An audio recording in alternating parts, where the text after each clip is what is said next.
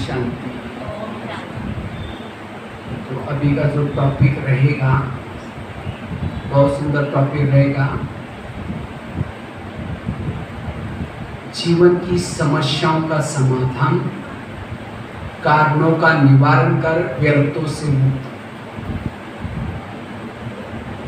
व्यर्थों से मुक्त बनने के लिए जीवन की समस्याओं का समाधान और कारणों का निवारण, जिसे हमारे संकल्प सदा सकारात्मक रहे, पॉजिटिव रहे, उसके लिए हम क्या पुरुषार्थ करें, इसके बारे में चर्चा करेंगे।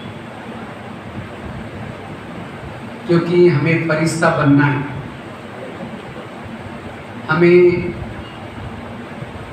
अशरीरी विधेयी बनना है, उसका आधार है व्यर्थों से मुक्त बनना। अगर आप व्यर्थों से मुक्त नहीं बनेंगे, फरिश्ता नहीं बन सकेंगे, विधेयी अशरीरी बन नहीं सकेंगे, क्योंकि हमारे संकल्प बहुत महत्व के। आज दुनिया में जो भी समस्याएं उन सब का कारण है निगेटिव विचार। जिसके विचार निगेटिव चलते हैं, विरोध चलते हैं, उसको तनाव उत्पन्न होता है। और तनाव के कारण जैसे बताया अभी भी 70% बीमारियां होती। तनाव के कारण, जिस घर में तनाव है, निगेटिव विचार है, वहाँ लक्ष्मी वास नहीं कर सकती, वहाँ पानी के मटके भी सूख जाते हैं, वहाँ बरकत नहीं आ सकती। इतना ही नहीं, जिस घर में तनाव, टेंशन है, निगेटिव विचार है, वहाँ सुख शांति नहीं है। जहाँ तनाव, टेंशन है, उनके चेहरे में खुशी नहीं होगी। जहाँ तनाव, टेंशन है, उसको रात को चैन की नींद भी नहीं आती, वो करवट बदलता रहेगा। और जिसको रात भर नींद नहीं आती, उसको कई प्रकार की बीमारियां होती। और आजकल लोग क्या करते हैं, नींद अच्छी है इसीलिए पेन किलर की दवाई लेते हैं। कई तो आजकल दुनिया में ड्रग्स भी लेते हैं। आजकल कई लोग तो क्या करते हैं, जिसने तनाव निर्माण किया, जिसने उसकी नींद पिटाई, उसको ही मार देते। आत्मा कभी भी मरता नहीं है, ना शस्त्रों से कटता है, ना आग में जलता है, ना पानी में डूबता है।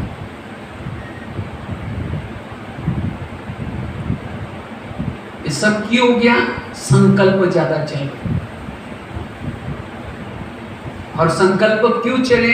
क्योंकि ज्ञान की कमी है। इसलिए आप लोगों को तो नींद अच्छी आती है ना, या किसी की नींद पिट जाती है। हाँ, ब्राह्मण तो कई ऐसे नींद करते हैं, अलार्म बज रहे वो भी पता नहीं चलता। इतना भी निश्चिंत नहीं बनना। हाँ? कोई माँ, बच्चा रो रहा है गोदी में और उसकी माँ सोई पड़ी है, उसको माँ कहेंगे? अगर कोई भी बच्चा रोता है तो माँ क्या करेगी? उठेगी, उसको क्या करेगी? चुप कराएगी और उसके बाद सोएगी। तो सारी दुनिया के लोग चिल्ला रहे, रो रहे, तो आपको कैसी नींद आती है? आवाज आता है उन बच्चों का? क्योंकि आप कोई एक दो बच्चे की माँ थोड़ी है। सारी दुनिया के लोग किसके बच्चे? आपके बच्चे हैं ना। आप विश्व के माँ हैं, तो इसलिए जागृत बनो, जागो। केवल अपने आप को ठीक नहीं करना है, हमें दूसरों को भी ठीक करना है। इसलिए अपनी स्थिति को शक्तिशाली बनाओ। जिस घर में जिसके विचार अच्छे हैं, वहाँ कोई बच्चा भी अशांत नहीं हो सकता, वहाँ कोई गलत काम भी नहीं करेगा। अगर आपके घर में गलत काम होता है इसका मतलब आपकी स्थिति भी खराब है। मैं जब दिल्ली में रहता था, गुलजार दादी के साथ मैं 10 साल तक रहा हूँ दिल्ली पांडवों में, वहाँ सेवा करते थे। तो एक दिन दादी चक्कर लगाते लगाते किचन में आई, मेरे को पूछा, भगवान भाई तुम्हारी स्थिति ठीक है? मैंने हाँ दादी। नहीं कुछ गड़बड़ी है। मैंने नहीं दादी, मैं अमृतवेला करता हूँ, मुरली सुनता हूँ, बहुत अच्छे। नहीं कुछ गड़बड़ी है। 3-4 बार पूछती। कहते आज 2 भाई आपस में कुछ खिटपिट हुई दोनों की। मैंने हाँ, मुझे पता चला वो लड़ रहे थे। कहते भोजन किसने बनाया?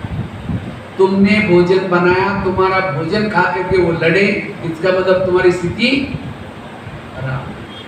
अगर आपका बच्चा शराब पीता है, पति शराब पीता है, पति झगड़ा करता है, इसका मतलब माताओं की स्थिति, जिसने भोजन बनाया उसकी स्थिति खराब। इसलिए माताओं को भोजन कैसे बनाना है? बाबा की याद में। कोई पानी मांगता कैसे देंगे? ले तेरे को हाथ नहीं है। अब गुस्से से पानी देंगे, जो पानी पिएगा जैसी पानी वैसी पानी। खाना बनाएंगे, गुस्से से खाना बनाएंगे, मेरे को करना पड़ता है, ये सास तो कुछ करती नहीं है, ऐसी बैठी रहती। गुस्से से खाना बनाएंगे, जो खाएगा उनको शांति मिलेगी, क्योंकि अन्न से मन बनता है। अगर घर को स्वर्ग बनाना है तो माताओं को ठीक करना है, माताओं को ठीक होने की जरूरत है। तो माताओं की सहन शक्ति ज्यादा होती है कम होती है? हाँ ज्यादा। मजबूरी का नाम महात्मा गांधी। माताएं सहन तो करती हैं, लेकिन सहन की भी बातें अपने तक नहीं रखेगी। पति ने कुछ बोल दिया, सास ने कुछ बोल दिया, थप्पड़ थोड़ी मारेगी उस समय, चुप तो बैठेगी। जैसा पति ऑफिस में निकल गया या सास कहीं बाहर गई, पड़ोसनी के बाद जाएगी, पानी भरने के बहाने जाएंगी, माचिस लेने के बहाने जाएंगी, फिर कहेगी खाना खाया? अरे क्या खाओ, मेरे पति ने आज घमासान कर दिया। कहेगी मेरा कोई कमाई है। वो अपनी पति की सुना रही, अपने पति की सुना रहे, जिसको ही कहते हैं परचिंतन। और माताओं में परचिंतन करने की आदत ज्यादा होती है, क्योंकि परचिंतन कौन करता है? जो सहन नहीं करता वो परचिंतन करता है। इसलिए माताओं का ज्यादा समय परचिंतन करने में जाता है। इसलिए सहन शक्ति की देवी बनो। कुछ भी हो जाए मुझे सहना यही गहना है। बाकी गहने पहने नहीं पहनो, लेकिन कौन सा गहना पहनो? जिसने सहन शक्ति का गहना पहन लिया उसके चेहरे पर मधुर मुस्कान की लाली लग जाए। जिसने सहन शक्ति का गहना पहन लिया उसके भ्रुकुटी में आत्मिक स्मृति का तिलक लग जाएगा, वो आत्माभिमानी बन जाएगी। उसके हाथ में दृढ़ता के कंगन आ जाएंगे। वो कंगन पहनने की जरूरत नहीं है, भले वो भी पहनो, लेकिन दृढ़ता के कंगन जरूरत है। उसके पाँव में उमंग उत्साह के पायल बन जाएंगे। जिसके भ्रुकुटी में आत्मा की स्मृति की तिलक है, हाथ में कंगन है, उमंग के पायल है, मधुर मुस्कान की लाली है, वो है सुहागिन। वो है सुहागिन। भले उसने बाकी तिलक लगाया, सब कुछ किया, लेकिन आत्मिक स्फूर्ति नहीं, वो सुहागिन नहीं है। बाबा भूल गया। इसलिए सहन शक्ति आज के जरूरी है वर्तमान समय में, चाहे माताओं में चाहे भाइयों में। सहन शक्ति, ये सहन शक्ति कब आएगी? जब आपका चिंतन पॉजिटिव है। थोड़ा निगेटिव सोचा, सहन शक्ति गई। सहन शक्ति बड़ी बहन है, बाकी शक्तियां उसकी छोटी बहन है। जब बड़ी बहन आएंगी छोटी बहनें भी आ जाएंगी, और छोटी बहनें आएंगी तो बाकी 7 दैवी गुण अपने दैवी गुण शक्तियों के बच्चे हैं। सभी ध्यान से सुन रहे हैं ना? मैं देख रहा हूँ कई भाई लोग तो सिर नीचे किया है। आप लोगों को कोई भी बात क्लास में अच्छी लगती है तो ताली जरूर बजाना। ताली बजाने में से कोई मेरा उमंग नहीं बढ़ेगा, लेकिन बाजू में कोई सो रहा है वो उठ जाएगा, ठीक है? और आप भी अलर्ट रहेंगे ताली बजाने से।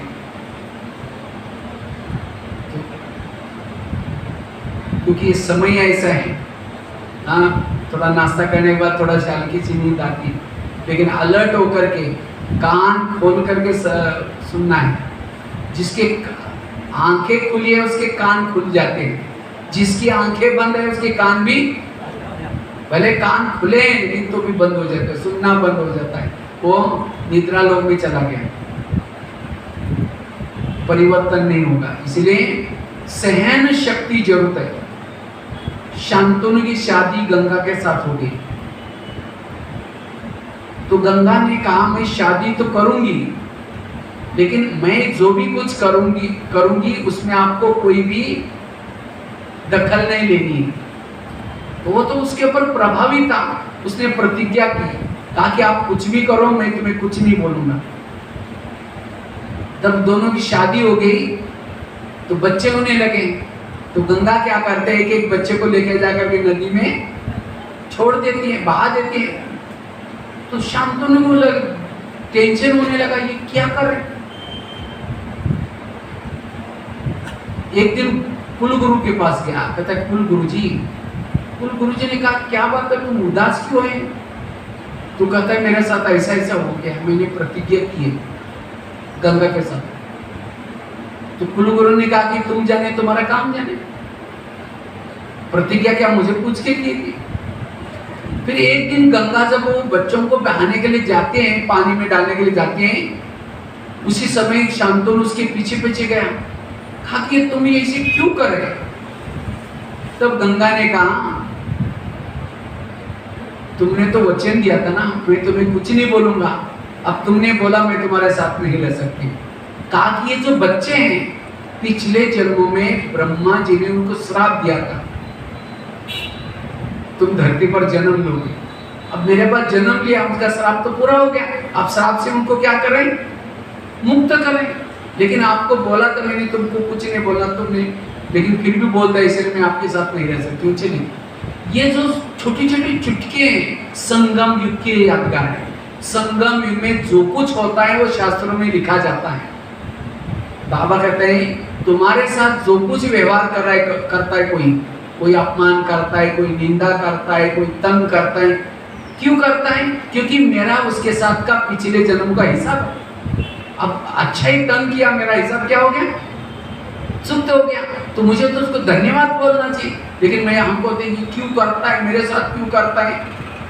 और इसीलिए फिर ज्ञान गंगा जो हमारे बुद्धि में बैठी है वो क्या करते हैं, चली जाते हैं। जब ज्ञान गंगा ही चली गई, ज्ञानी बुद्धि में नहीं, तो हम उदास रहेंगे, दुखी रहेंगे।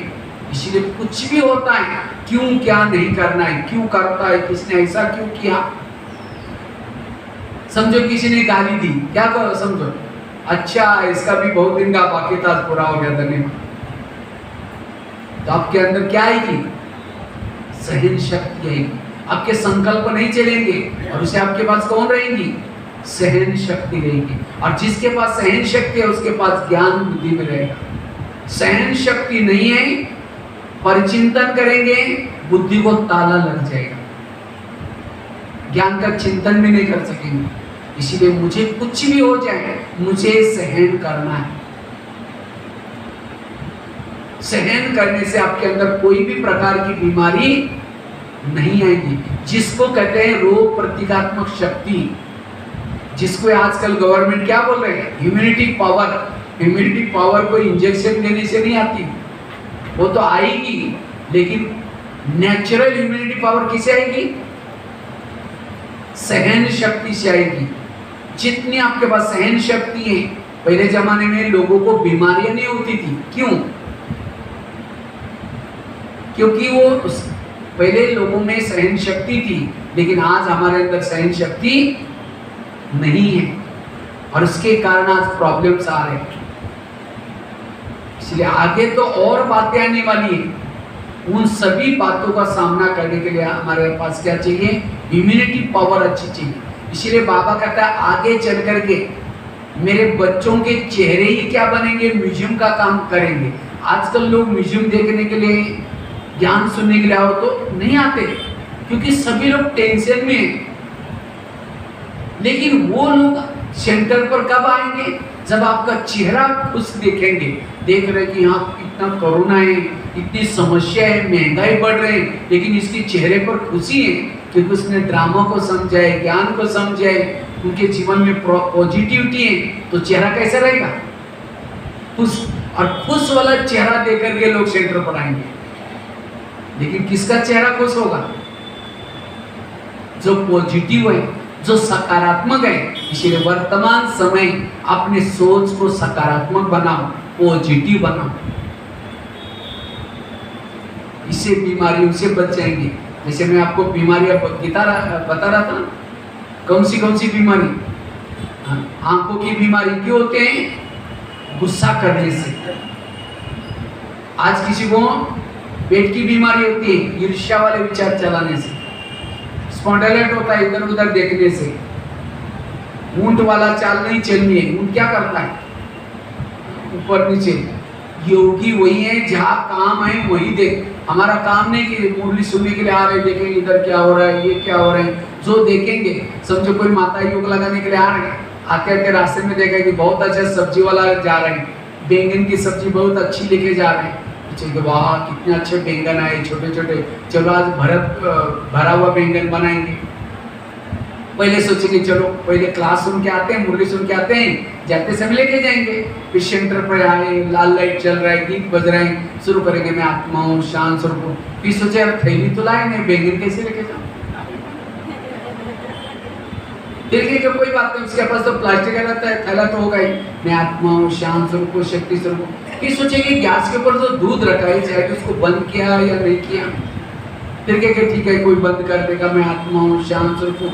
फिर सोचेंगे घर में तो मेहमान आने वाला था, मैंने सोचा था उसके लिए छोले बनाओ, चने, लेकिन रात को भी भिगो ही नहीं, चलो छोड़ो कुछ और बना देंगे। मैं आत्मा हूँ, शांत स्वरूप हूँ, शक्ति। लाल लाइट की सफेद लाइट होगी, योग का टाइम हो रहा होगा। सामने वाला बैठने वाला सोचेगा वाह इन्होंने आधा घंटा योग किया, लेकिन इनका योग नहीं लगा था।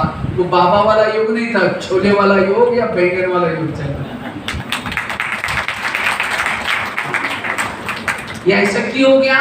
क्योंकि आते समय इधर उधर देखते हुए आ रहे, वो क्या हो रहा है, वो क्या हो रहा है। इसीलिए आते समय जिस काम के लिए निकले, आते समय नशे में आओ, वो मीठे बाबा, शुक्रिया बाबा, हम इस कलयुग में रहते हैं तो भी आप परम धाम से इतने दूर से मुझे पढ़ाने के लिए आते हो, इस पति गंदी दुनिया में आते हो, शुक्रिया बाबा। ऐसी बाबा के याद में आओ।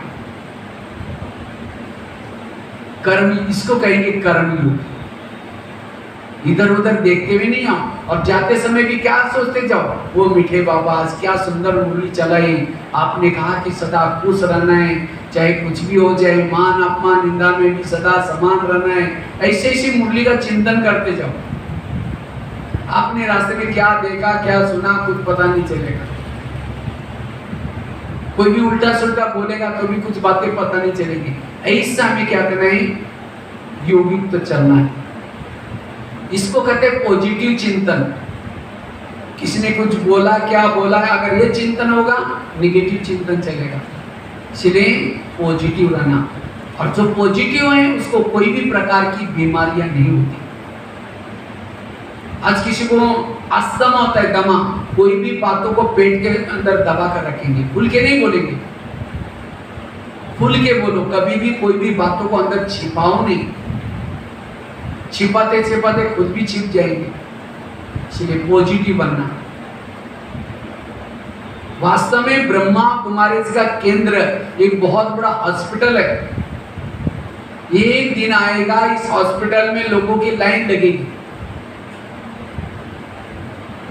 ब्रह्मा कुमारी का केंद्र एक हॉस्पिटल भी है, एक यूनिवर्सिटी भी है, कॉलेज भी है, और वास्तव में ब्रह्मा कुमारीज का केंद्र एक डाइनिंग हॉल भी है। किसका?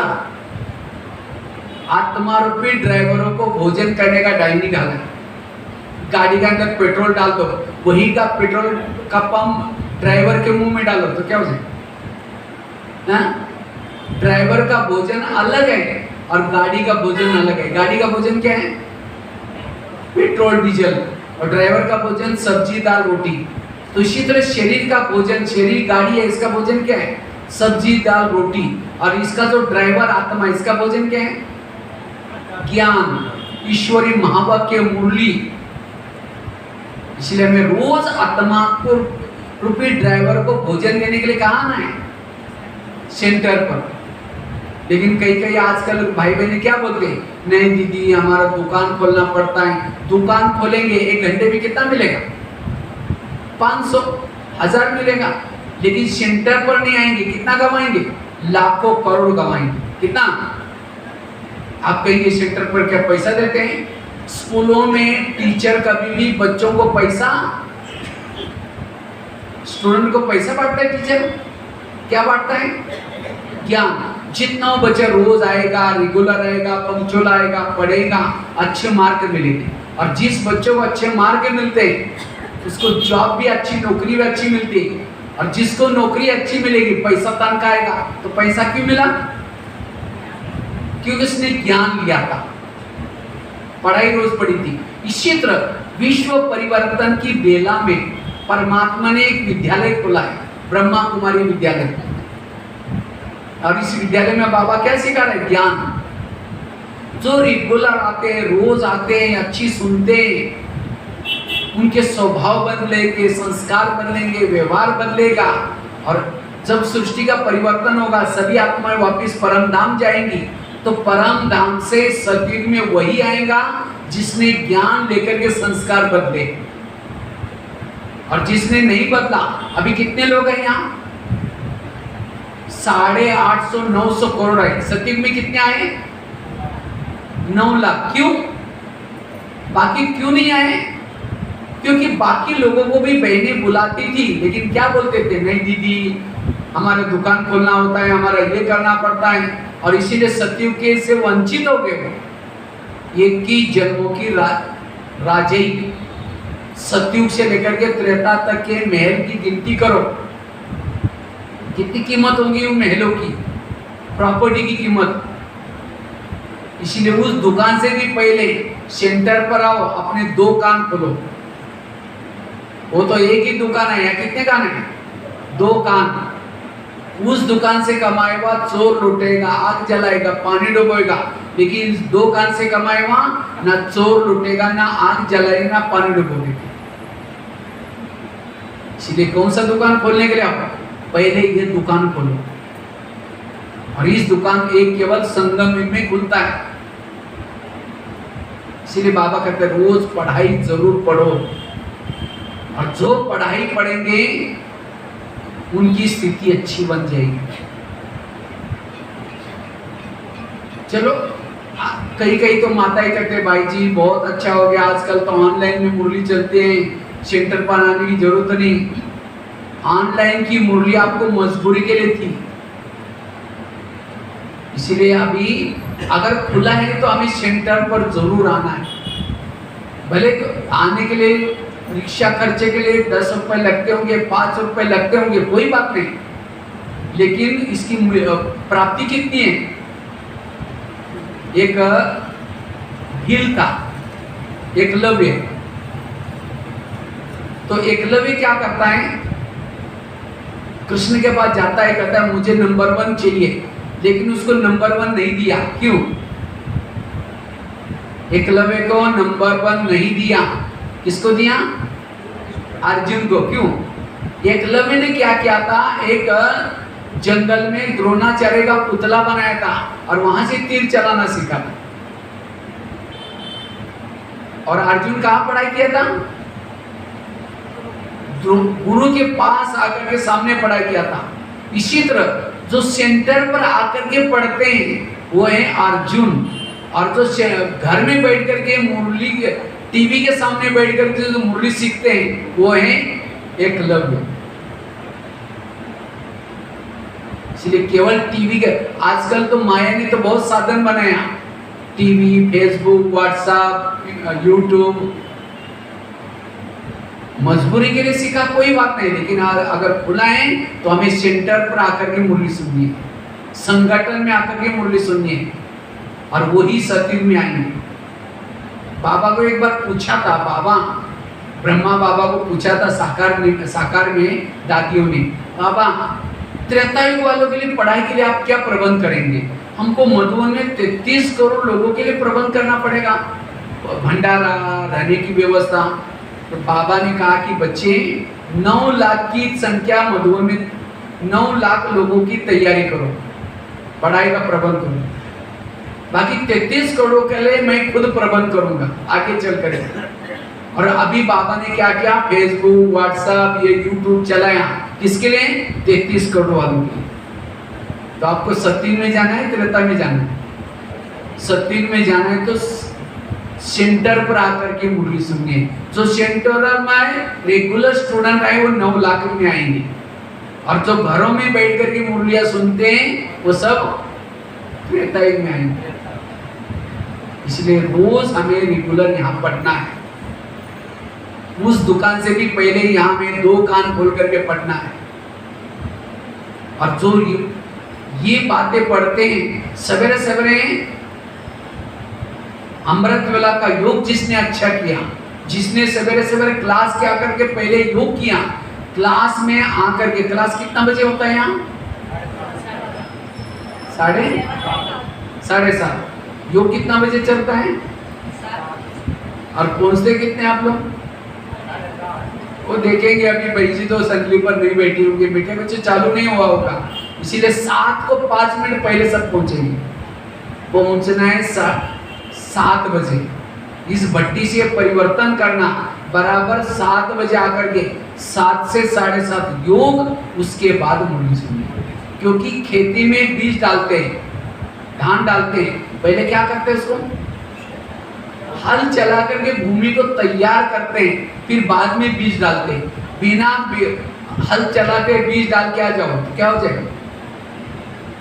उगेगा भी नहीं। इसी तरह क्लास के पहले जो योग नहीं करता, शाम को पूछेंगे आज की मुरली क्या थी? हाँ बहुत अच्छे थी, एक पॉइंट तो बताओ, मैं बहुत अच्छा था, वो दिमाग से निकल गया। क्यों? गरम दिमाग के अंदर डाल दिया था। इसलिए क्लास के पहले योग जरूर करना है। और संगठन का योग आपको कब मिलता है?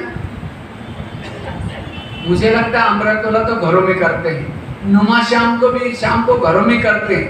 केवल अमृत वेला का योग ही आपको, क्लास के पहले का योग ही आपको संगठन में मिलता है, उसको भी मिस करेंगे। इसलिए संगठन में योग करना। लकड़ियां जल रहे और एक गीली लकड़ी डाल दो अंदर तो क्या हो जाएगा? वो भी जलना शुरू हो जाएगी। सब संगठन में योग लगा रहे हैं, आप भी आकर के बैठो, आपका भी योग लग जाएगा। इसलिए संगठन का योग जरूर करना है, इससे स्थिति अच्छी बन जाएगी। और साथ में मुरली के महावाक्य, सवेरे से जो 3 बातें करता है, सारा दिन सकारात्मक बन जाएगा, पॉजिटिव बन जाएगा। उसके सामने पहाड़ के समान परिस्थिति भी आ जाएगी, कुछ नहीं लगेगा। क्योंकि ये 3 चीजों से हमारी आत्मिक स्थिति बन जाती है। तो हम सकारात्मक कैसे बने, पॉजिटिव कैसे बने, उसके बारे में चर्चा करते हैं। क्योंकि पॉजिटिव है वो क्या है? सहनशील है। और जो सहनशील है उसके बाद धैर्यता, सत्यता, ईमानदारी, सारे गुण आएंगे, सारी शक्ति आएगी।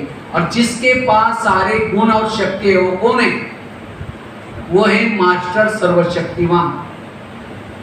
और वैसे कोटा की पढ़ाई तो दुनिया में, भारत में मशहूर है। सारे बच्चे कहाँ भेजते हैं? कोटा में।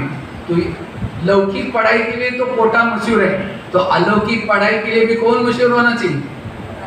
कोटा ही। लेकिन अभी इतना नहीं है। इसलिए अब से जरूर आप लोगों को क्या करना है? क्योंकि आप लोग भी कौन है? वो भी स्टूडेंट है, आप भी, लेकिन आप है गॉडली स्टूडेंट। स्टूडेंट किसको कहते हैं? पहला शब्द कौन सा है स्टूडेंट में? यस, यस फॉर सैक्रिफाइस, त्याग की भावना जिसके अंदर है वो स्टूडेंट। त्याग की भावना, हमें त्यागी बनना है। दूसरा शब्द स्टूडेंट में, दूसरा शब्द कौन सा आता है? Yes, T, T for trustee. जो ट्रस्टी रहता है, त्याग, वो है स्टूडेंट। तीसरा शब्द yes, T, you, you for understanding, समझ। राइट क्या है, रॉन्ग क्या है, अच्छा क्या है, बुरा क्या है, जिसको समझ है वो है स्टूडेंट। तीसरा चौथा शब्द डी, डी फॉर डेडिकेशन, समर्पण भाव। समर्पण भाव चाहिए पढ़ाई के प्रति। आजकल के कई बच्चे क्या करते हैं, हम मम्मी आते ही किताब लेके बैठे, मम्मी गई कहेंगे मुसीबत गई,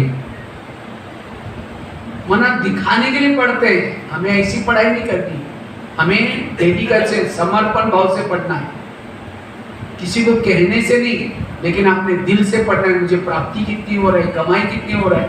आगे का शब्द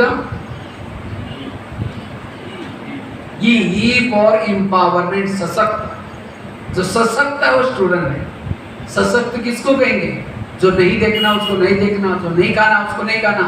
लेकिन राजस्थान में थोड़ी सी लोक कला चलती है ज़्यादा। मैं कहीं आसपास गया, सिरोही में, सिरोही, पाली, जालोर, कहीं कभी कभी सेंटर पर जाता हूँ, माता एक क्लास में बैठेगी, घूंघट लेकर के बैठे, अगर दृष्टि लेने घूंघट थोड़ा ऐसा करके ऐसे राजस्थान में थोड़ा लोक कला ज़्यादा चलती है। अभी कुछ दिन पहले राजस्थान का टर्न था, पिछले साल या पता नहीं कब, तो राजस्थान की बहुत सारी माताएं आई थी मधुबन में। तो एक माता जी टेलीफोन एक्सचेंज में फ़ोन करने के लिए गई थी। तो मैं जब देखा तो फ़ोन लगा रही थी, उस समय उसका घूंघट था ही नहीं। मैं कुछ खड़ा था कुछ काम से, जैसा उसका फ़ोन लगा पड़ा और घूंघट लेकर उसने अंदर फ़ोन रखकर कैसे बात कर रहे थे। तो फोन पूरा होने के बाद माता जी को पूछा, माता जी आप घूंघट से बात क्यों कर रहे थे? तो ससुर जी से बात कर रहे थे। हमने कहा ससुर जी तो जयपुर में है और आप माउंट आबू से बात, वहां से उन्होंने देखा तो नहीं आपको।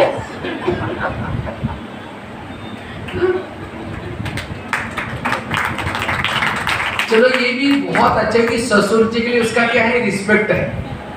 लेकिन ससुर जी का ससुर जी कौन है? शिव बाबा। उसके लिए इतने लोग लाज है। अगर मैं मुरली सुनने के लिए जाऊंगी, ससुर जी क्या बोलेंगे, अमृत वाला नहीं उठूंगी, ससुर जी क्या बोलेंगे, अगर सफेद ड्रेस नहीं पहनेंगे, ससुर जी क्या बोलेंगे। उस ससुर जी की कोई लोक लाज नहीं। और एक जन्म के ससुर जी की, इसीलिए अगर लोक लाज करनी है किसकी करो, एक बाबा की लोक लाज करो, बाकी किसी की करने की जरूरत नहीं। अब स्कूल के बच्चे जब यूनिफॉर्म पहन के जाते हैं, उनको लगता है गली के बच्चे क्या बोलेंगे, क्या पहन के आए। वो कहेगा भैया हमारे स्कूल का यूनिफॉर्म है। इसी तरह हम भी सफेद ड्रेस पहन के जाते हैं, बैच के पहन के जाते हैं, हमें लोक लाज करने की जरूरत है। अगर कोई पूछता है तो कहना है कि हम एक स्कूल में पढ़ते हैं, उसका यूनिफॉर्म है। और ये स्कूल ऐसी स्कूल है, इस स्कूल में जो पढ़ेंगे उनका नाम युगों युगों तक अमर हो जाएगा। जब तक चांद सूरज रहेगा, यहाँ वाले को स्टूडेंट का नाम अभी भी हनुमान गणेश कौन है, 5000 साल पहले वाले स्टूडेंट।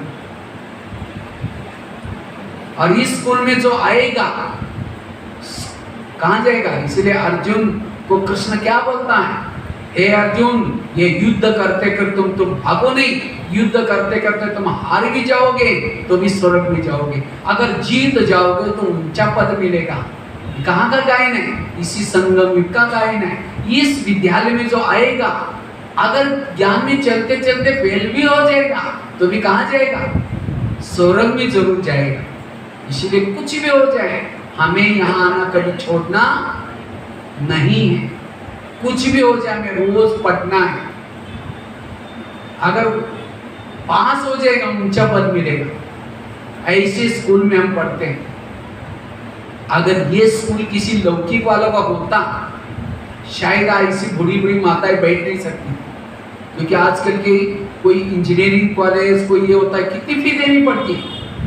हाँ, अगर कोई इंजीनियरिंग कॉलेज में किसी बच्चों को एडमिशन मिलता है तो क्या करते हैं? लड्डू पेड़ा बांटते। क्यों? मेरे बेटे को कहाँ मिला एडमिशन? IIT में मिला। और आपको कहाँ मिला एडमिशन? कहाँ मिला है? प्रिंस प्रिंसेस के कॉलेज में। कौन सा कॉलेज है ये? Prince princess. तो लड्डू पेड़ा बांटा है कभी? नशा ही नहीं है इतने बड़े स्कूल में। और यहाँ ऐसा वैसा नहीं आ सकता। IIT में कोई पहली पास होकर के जाए, पूछेगा कोई? उसके साथ कई सर्टिफिकेट जोड़ने पड़ते हैं, खेलकूद के, 10वीं के, 12वीं के, क्या क्या सर्टिफिकेट जोड़ने पड़ते हैं। तो यहाँ भी इस विद्यालय में वही आ सकता है जिसने पूरी 5000 साल में सत्युत्रता की भक्ति अच्छी है, जिसने भक्ति की है, जो पुण्य आत्मा है, महान आत्मा है, वही आ सकता है कोई। इसका मतलब यहाँ आप आ रहे हैं मतलब आप सब कोई साधारण नहीं है। इसलिए ऐसी जगह पर आपको एडमिशन मिला और बाबा कोई फी नहीं लेता, फ्री में पढ़ाना है। तो ऐसे स्कूल में हमें रोज पढ़ना है। और जो पढ़ाई पढ़ता है वो पॉजिटिव बनता है। तो पॉजिटिव बनने के लिए, सकारात्मक बनने के लिए सबसे पहली बात है कर्मों की हुई गति को समझना। या कौन सा ज्ञान बाबा देता है? कर्मों की हुई गति का ज्ञान। आज कईयों को मन में टेंशन है, तनाव है, ज्ञान में चल रहे हैं तो भी तनाव टेंशन है। क्यों? कर्म गति का ज्ञान नहीं है। एक बहुत बड़ी सीक्रेट बात आपको सुनाता हूं। आपके घर के, आपके आसपास के जो भी लोग हैं वो कौन है? कोई आपको देने के लिए है, कोई आपसे देने के लिए। आपका पति है, आपका बच्चे हैं, क्योंकि अब रिटर्न जर्नी है, सबको वापिस जाना है। हमने द्वापर से लेकर के कभी राजा बन करके किसी को तंग किया है, किसी को राजा बन करके अपने राजाई से निकाल दिए हैं, किसी को सास बन करके तंग किया है, किसी को पति बन करके तंग किया है। ये सारे हिसाब अभी हमें क्या करना है? चुकता करना है। कोई बेटे के रूप में आया है, कोई पड़ोसी के रूप में आया है, कोई पति के रूप में आया है। ये सब कौन है? पिछले जन्मों के हिसाब किताब चुकता करने वाले लोग हैं। और कभी कभी इन बातों को भूल जाते हैं तो कभी कभी क्या करते हैं? योग में बैठेंगे, लाल लाइट चल रहा है, गीत बज रहा है, शुरू करेंगे मैं आत्मा हूं शांत, फिर कहेंगे मेरे उन्होंने ऐसा क्यों बोला, फिर कहेंगे ठीक है मैं आत्मा हूं, फिर कहेंगे 15 दिन पहले भी तो बोला था, फिर कहेंगे ठीक है मैं आत्मा, फिर कहेंगे बोलना चलो ठीक है, सबके बीच में क्यों बोला? योग लगेगा? अब जिसका योग ही नहीं लगा उसकी आत्मिक स्थिति बनेगी। इसलिए कर्म गति को समझना बहुत जरूरी है। कई कहते मैं इसका रास्ते में कभी जाती नहीं, मैंने इसका खुद बुरा किया नहीं, फिर भी इसने मेरे साथ ऐसा क्यों किया? टाली कभी एक हाथ से नहीं बसती, टाली के लिए कितना चाहिए? 2 अच्छे। आज मेरे साथ कोई ऐसा करता है इसका मतलब मैंने भी कभी किया था। कभी ऊपर पे देख करके कहेंगे कि भगवान तुमने भी आंखें बंद किया कि मेरे साथ क्या हो रहा है।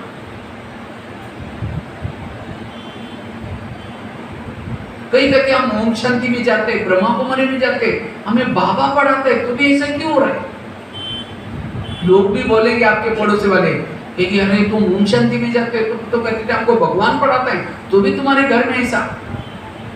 ओम शांति में कब से आ रहे? 1 साल, 10 साल, 15 साल पिछले जन्म में थे ओम शांति में, और उस समय जो गलत कर्म किया क्या छुमंतर हो गया? अगर ओम शांति में आने के बाद, बाबा के ज्ञान में चलने के बाद फिर भी मेरे जीवन में कोई प्रॉब्लम समस्या है, ये मेरे पिछले जन्मों के हिसाब। और हिसाब चुक्त करने के 3 तरीके कौन से?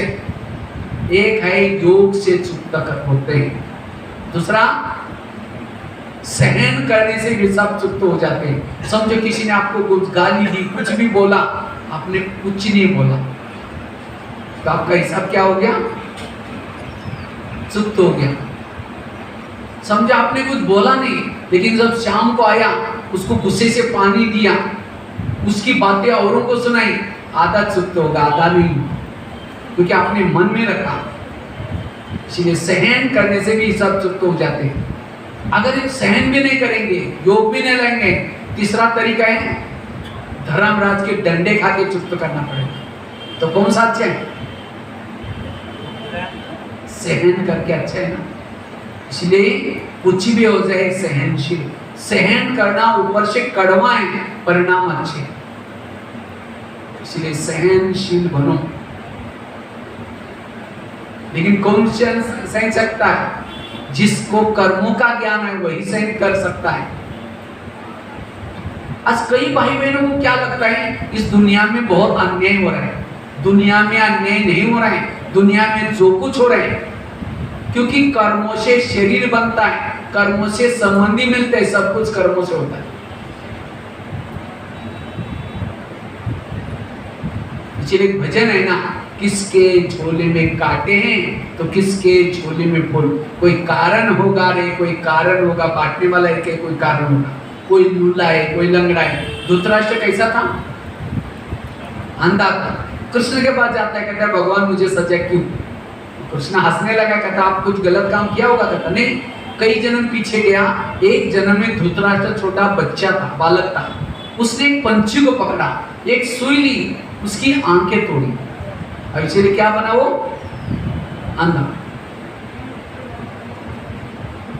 भीष्म पितामह बाणों के शाप पर पड़े थे, तो कृष्ण उनको मिलने के लिए गया। तो कृष्ण को प्रश्न पूछता है कि भगवान मुझे सजा क्यों? कहता आपने कुछ ऐसा किया होगा? कहता नहीं, कई जन्म पीछे गया, एक जन्म में भीष्म पितामह राजा कई रास्ते में जा रहे थे, एक सांप रास्ता क्रॉस कर रहा था, उसको लगा सांप मर न जाए, रथ को रोका, उसके बाद तीर थे, सांप को उठाया, बाजू में गिर गया, लेकिन कहाँ गिर गया वो नहीं देखा। साइड पर बबूल के कांटों का बाड़ था, खेती थी, सांप उसके ऊपर गिरा। जैसा सांप कांटों के शाप पर गिरा, उसकी सजा करके भीष्म पितामह को बाणों के शाप पर दिखा। अनजान से कर्म किया तो भी सजा। इसलिए कर्मों की बहुत गहरी पूरी परिभाषा है। अगर किसी को मार देना, किसी को, मेरे कारण कोई दुखी होता है, आप भी दुखी होकर के मरेंगे। आजकल कोई किसी को सास बन करके तंग, ये सब मेरे कर्मों का हिसाब बनता है। अभी मुझे किसी के साथ हिसाब नहीं बनाना है, तो मेरे पहले ही चुप्त करना है। दोबारा अगर बनाएंगे वो चुप्त कब करेंगे?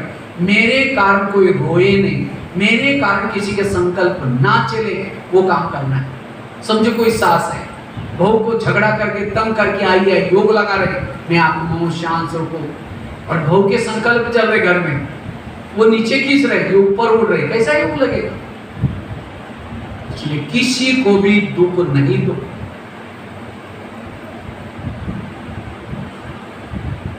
इसलिए में श्रीमत प्रमाण चलना है। इसलिए कर्म गति को समझना। एक बहुत सुंदर मैं घटना आपको सुनाने जा रहा हूं, बड़े ध्यान से सुनना, मैं उसका प्रश्न भी पूछूंगा। इससे आपको पता चलेगा कि आपके जीवन में समस्या क्यों आ रही, प्रॉब्लम क्यों आ रही, जिसके कारण कभी हमारे संकल्प चलते हैं। एक आगरा में एक पति पत्नी रहते थे, बहुत गरीब थे, झोपड़पट्टी में रहते थे। उनके पास एक मेहमान आया, वैसे वो मेहमान दिल्ली में खरीदारी करने के लिए आया था, लेकिन जब वो दिल्ली में आया तो दुकान बंद थी। तो उस व्यापारी को लगता है बैठे बैठे मैं क्या करूं, मैंने आगरा गया नहीं, देखा नहीं, चलो मैं आगरा घूम के आता हूँ। तो व्यापारी क्या किया, आगरा घूमने के लिए गया। सारा दिन उसने आगरा घूम के देखा, लेकिन रात को सोने का प्रॉब्लम हो गया उसको, क्योंकि सारे होटल बुक थे। अब उसको लगता है मैं बैठे बैठे भी क्या करूं, अगर कहीं बस स्टैंड पर सो जाओ बैग चोरी हो जाएगी। बैग में करोड़ रुपए लाए थे उसने, वो बिजनेस के हिसाब से। कहीं स्टेशन पर सो जाओ तो भी चोरी हो जाएगी, कहीं बस स्टैंड पर। तो अचानक वो व्यापारी क्या करता है, उनके गरीब पति पत्नी थे, दूर के मेहमान थे, उनका पहचान भी थी और उनका एड्रेस भी था, वो रिक्शा करके वहां चला गया। वो झोपड़ी में रहते थे, उनको लगता है कोई बात नहीं, अपने को तो रात काटनी है, पैसा तो बच जाएगा। चला गया और जाकर के खाना खाया, चाय पानी पिया। वो तो बड़े खुश हो गए मेहमान, अरे हमारे इतना बड़ा मेहमान आया, हमारे पास खिलाया पिलाया। लेकिन सोने से पहले उसको अपनी बैग कपड़े चेंज करने के बैग खोली। जब बैग खोली तो गरीब की पत्नी की नजर बैग में गई, क्योंकि बैग में करोड़ रुपए पड़े थे, और उसको लगता है 2-4 बंडल अगर हमको मिल जाए तो हमारी गरीब क्या हो जाएगी, दूर हो जाएगी। रात भर नींद नहीं, 12 बजे बाहर गई, बड़ा सा पत्थर उठा के लाती है, पत्थर लाती है, क्योंकि उसकी बैग सिरानी थी, तो सीधा पत्थर उसके सिर पे मारा, उसका तो मर्डर हो गया।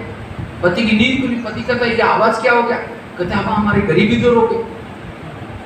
पति तो डर गए, बात किसी को पता चलेगा, पुलिस वालों को पता चलेगा, हमें जेल की सजा होगी। कहा कि किसी को पता भी नहीं चलने देंगे। इस व्यापारी को जमुना नदी में डाल देंगे। रात को 2 बजे उन्होंने क्या किया, उस मुर्दे को बोरी में डाल करके पीछे जमुना नदी में डाल दिया। वापिस आए, किसी ने देखा, घर में खून लगा था, रातों रात उसको साफ किया। उन्होंने खून के दाग मिटाए, लेकिन कर्मों में पड़े हुए दाग को कोई मिटा नहीं सकते। इसलिए भजन है ना, कर्म का लेका मिटे न रे भाई, लाख करे कोई चतुर है। उन्होंने उसी पैसे से एक प्लॉट लिया, एक मकान बनाया, दुकान खोला, गहने बनाए, गाड़ी खरीदी, उनकी गरीब दूर हो। लेकिन उनको कोई बच्चे नहीं थे, दोनों ही पति पत्नी थे। कुछ साल के बाद एक बच्चा हो गया, एक ही बच्चा था, खिलाया पिलाया, कलेक्टर बनना चाहता, पढ़ाया उस बच्चे को। लेकिन बच्चा अचानक बीमार हो गया, टाइफाइड हो गया। तो उनको लगता है इस बच्चे को कुछ ना हो जाए, बड़े से हॉस्पिटल में इसका इलाज किया, बहुत खर्चा हुआ, बनाए थे गहने वो बेच दे, बच्चे का इलाज किया, बच्चा ठीक नहीं हुआ। गाड़ी बेची, बड़े हॉस्पिटल में दिखाया तो भी बच्चा ठीक नहीं हुआ। दुकान चालू किया, वो भी बंद किया, और बंद करके बेच दिया, उसका भी इलाज किया, बच्चे का इलाज किया दूसरे हॉस्पिटल में, तो भी बच्चा ठीक नहीं। आखिर बनाया था मकान भी बेच दिया।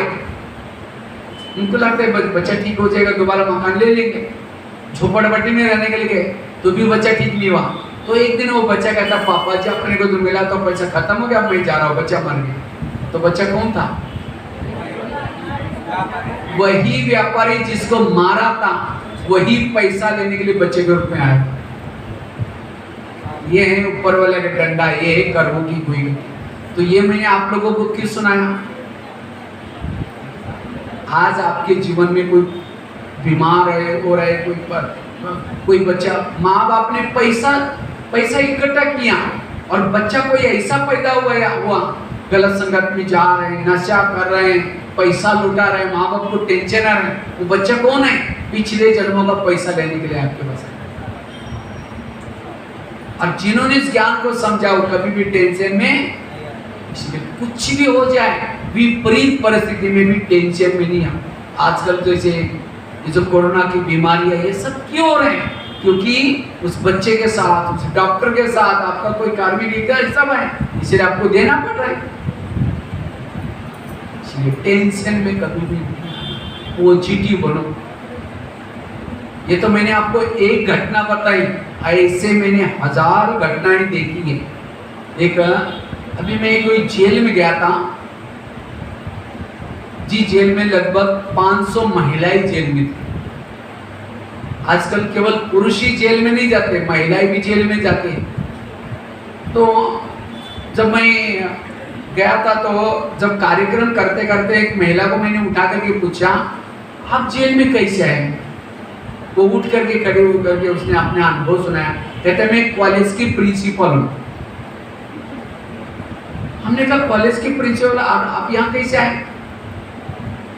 कहते मैंने बहुत गरीबी में जन्म लिया, पढ़ने लिखने के लिए पैसे नहीं थे, इसलिए मैं इधर उधर जॉब कर रही थी। और जॉब करके मैंने क्या किया, पढ़ाई किया और लेक्चरर बन गई। जब लेक्चरर बन गई, उसको लगा मेरे अच्छे दिन आ गए, तो क्या किया उसने, शादी की, बच्चे भी हो गए। तो संस्था ने देखा इसने इतनी अच्छी मेहनत की, उसको प्रिंसिपल बनाया। जब प्रिंसिपल बन गई, तो उसने एक अच्छा मकान बनाया, एक गाड़ी ले लिया, बच्चे भी बड़े हो गए, बच्चों की भी शादी की। लेकिन कहा कि जिस बच्चे की शादी की, बहू आई, लेकिन बहू ज्यादा पढ़ी लिखी थी, वो खाना पीना बनाना नहीं जानती थी। उसको लगा अभी 1 महीना आई है, बना देगी। 2 महीना हुआ, 6 महीना हुआ, 1 साल हुआ, कुछ नहीं करती। तो एक दिन मैडम क्या करती, अपना कॉलेज में कोई ज़्यादा एक्स्ट्रा में मीटिंग थी कुछ, तो थोड़ा देरी से आई। उसको लगा बहू ने कुछ किया होगा, बहू आराम से बैठी है। कहा कि बेटा तुम कुछ तो करती, कहते मुझे कुछ नहीं आता। और उसको लगा एक के कारण उसको सबको थोड़ी भूखा मारना है। वो चावल बनाया, दाल बनाई, सब्जी बनाई, उसके बाद वो रोटियां बेल रही थी। जब रोटियां बेल रही थी, बहू आकर के कमर पर हाथ रख करके वहाँ खड़ी रहती है। कहते आप कॉलेज में जाते, कोई बड़ी बात है क्या? वहाँ बेल बजे आपको पानी ला कर देते हैं, एसी में बैठो। एक तो खाना नहीं बनाया और दोबारा ऐसे शब्द बोलेंगे। उसको इतना दिन से का गुस्सा तो था ही, वही स्टील के बेलन जिसे रोटी बेला रहे थे, जोर से फेंक के मारा कुर्सी से, बहू के सिर में लगे, बहू खत्म हो गई। पुलिस वाले पकड़ के लेके गई मैडम को, कोर्ट ने फैसला किया आजीवन कारावास। उस मैडम को मैंने 2-4 बातें पूछी, मैडम जी आपको गुस्सा क्यों आया था बहू के ऊपर? कहते उसने मुझे टोंट मारा। तुम क्या करते हैं आजकल कॉलेज में, कितनी मेहनत करनी पड़ती है आपको, उसको क्या पता। मैंने कहा मैडम जी टोंट आपको लगा कहाँ? कहते भैया टोंट थोड़ी लगता है। मैंने कहा कितना बड़ा फोड़ा है, फोड़ा दिखा सकते हैं? कितना लीटर खून गया? देखो उस मैडम ने सब कुछ पढ़ा, क्या नहीं सीखा? सहन करना, इज्जत गई, नौकरी गई, सब कुछ। तो आज हम बहुत भाग्यशाली हैं जो आज हमें जीवन उपयोगी बाबा ही बातें सिखा रहे हैं। इसलिए आज लोगों के अंदर सहन शक्ति नहीं है, इसलिए कितनी सारी बड़ी बड़ी घटना हो रही है। इसलिए मुझे सहन करना सीखना है। सहन शक्ति बहुत बड़ी शक्ति है। इसलिए कहते हैं ना, आजकल शक्तियों की पूजा होती है। कहते हैं दुर्गा, ये वास्तव में शक्तियां कौन है? शक्तियां निकली शिव जी से। वास्तव में शक्तियां मतलब ये सहन शक्ति की पूजा हो रही है। इसलिए केवल देवियों की पूजा करने से हम कोई मान नहीं बनेंगे, लेकिन हमारे अंदर शक्तियां चाहिए। इसलिए अभी गणेश के बाद कौन सा आता है? आज था ना, नवरात्रि मनाते हैं। नवरात्रि में क्या करते हैं? जागरण करते हैं। तो आप लोग भी अपना जागरण करो, मैं कौन, मैं कहां से आई। और जो जागरण करेगा तभी देवी आएगी, अर्थात शक्ति आएगी।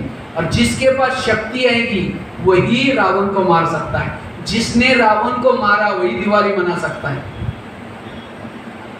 आजकल दुनिया में दिवाली तो मनाते हैं, लेकिन असली रावण तो मरा ही नहीं। रावण तो जिंदा है, वो बढ़ता ही जा रहा है। रावण क्यों नहीं मरा? जागरण ही नहीं किया। जागरण क्यों नहीं किया? शक्तियों को पहचाना ही नहीं। इसलिए आप लोग अच्छी तरह जागरण करके अपने अंदर के रावण को मारना। इसलिए सहन शक्ति जरूरी है, और उसके लिए कर्मों की खुई गति का ज्ञान जरूरत है। और इस कर्म गति को जो समझता है,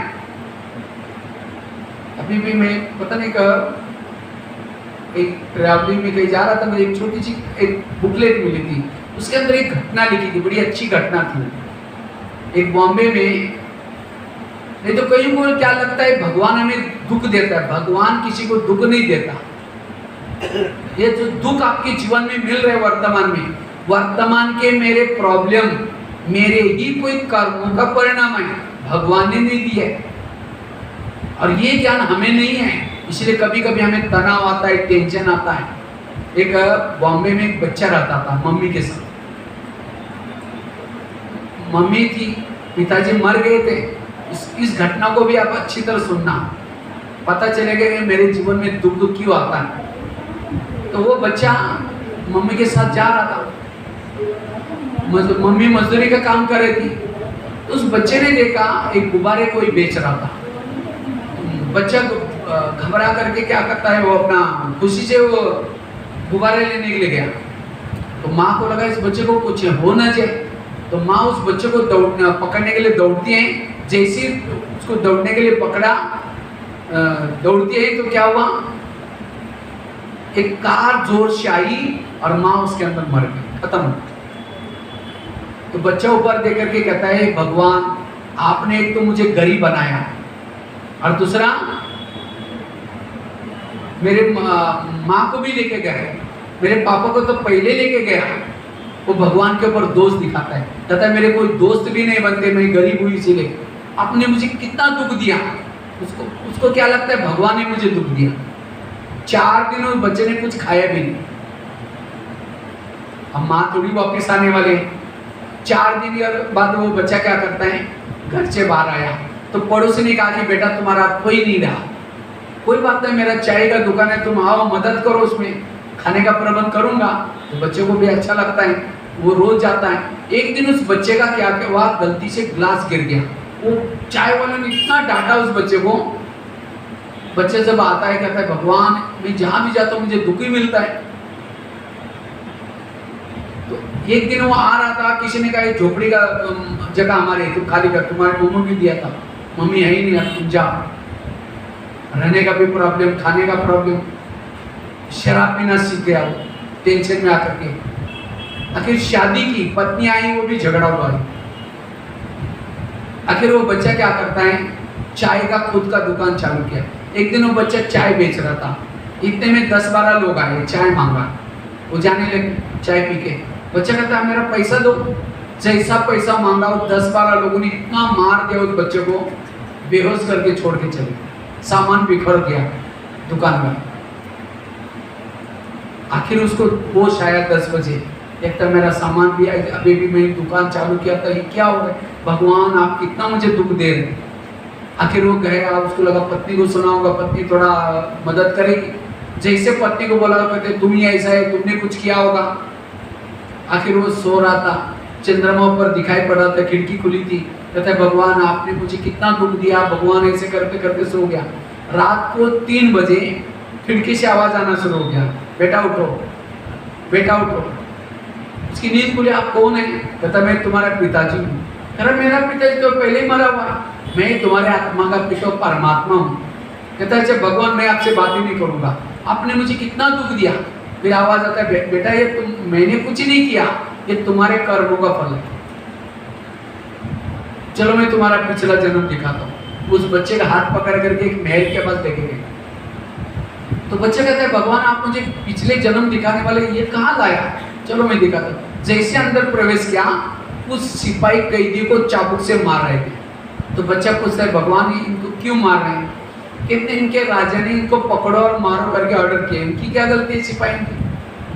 लेकिन भगवान ने कहा कैदी को नहीं पता है, जिस 10-12 लोगों ने तुम्हारी पिटाई की थी उनका ये पिछला जन्म है। कहते हाँ फिर मारना चाहिए, बड़े खराब थे। लेकिन भगवान ने तो जैसे आगे गए, एक राजा बैठा था, मंत्री बैठे थे, शराब पी रहे थे, उस बच्चे से ग्लास मंगवाया था। बच्चा थोड़ा देरी से आया, इसलिए वो राजा उस बच्चे को इतना डांटा, बच्चा घबरा गया और एक गिलास टूट गया और डांटा। तो बच्चा पूछता है भगवान इसको क्यों डांट रहे हैं? तो कहता राजा का स्वभाव ऐसा है। लेकिन भगवान ने कहा ये राजा कौन, ये बच्चा कौन पता है? जी चाय वाला ने तुमको डांटा था, उसका पिछला जन्म है। फिर कहता डांटना चाहिए, बड़ा खराब था। जैसे आगे गए, एक व्यक्ति ऐसा बैठा था, फटे हुए कपड़े थे, बदबू आ रही थी, थोड़ा सा खाने चारों बेड़िया डाली थी उसके हाथ में और अंडरग्राउंड में रखा था। तो बच्चों को पूछता ये कौन है? कहा कि राजा का बड़ा भाई है। तो बड़े भाई के साथ ऐसा ही व्यवहार किया इस राजा ने? कहता राजा ऐसे। लेकिन भगवान ने कहा ये कौन है पता है? ये तुम्हारी पत्नी का पिछला जन्म है। इसका मतलब राजा कौन था? हाँ? जो छोटा बच्चे है वो पिछले जन्म में कौन था? राजा बन करके उसने क्या क्या कैदियों को मारने के लिए ऑर्डर की। वही कैदी क्या बन के आए थे? चाय पीने के बहाने आए थे, अपना हिसाब चुक्त किया। उसके बाद उस बच्चे को डांटा था, वही बच्चा चाय वाला बन करके उसने अपना हिसाब दे दिया। और पत्नी के साथ ऐसा किया था, वही भाई के साथ ऐसा किया, वो भाई की आत्मा ही पत्नी के रूप में आकर के उसको भी तंग करे थे। इतना ही नहीं, भगवान ने कहा तुमने राजा बन करके अनेक झोपड़ी को आग लगाई थी, इसीलिए तुम्हें रहने का घर नहीं है, तुम्हारी गरीबी है, तुम्हारे कोई भाई बहन ने अनेक लोगों को मारा था। उस बच्चे के जीवन में जो प्रॉब्लम है ये भगवान ने दी। ये मैंने आपको क्यों सुनाया?